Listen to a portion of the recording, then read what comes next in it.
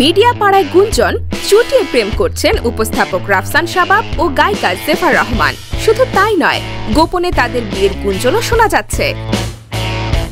রাফসানের সংসার ভাঙার খবর প্রকাশ্যে আসার পর থেকেই জেফারের সঙ্গে তার প্রেমের গুঞ্জন ওঠে।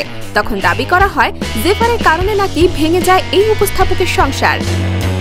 সম্প্রতি থাইল্যান্ডেও একান্তে সময় কাটাতে দেখা গেছে রাফসান জেফারকে, যদিও কেউই বিষয়টি নিয়ে এখন পর্যন্ত প্রকাশ্যে মুখ খোলেননি।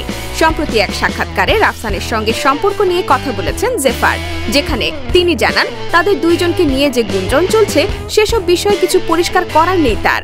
অন্যদিকে রাফসানের সঙ্গে থাইল্যান্ডে ঘুরতে যাওয়া প্রসঙ্গে জেফার বলেন, আমার ব্যক্তিগত জীবন সম্পর্কে কোনো কিছুই শেয়ার করতে পছন্দ করি না। তবুও আমি যেহেতু একজন পাবলিক ফিগার, তাই আমার ব্যক্তি জীবন নিয়ে তাদের অনেক আগ্রহ।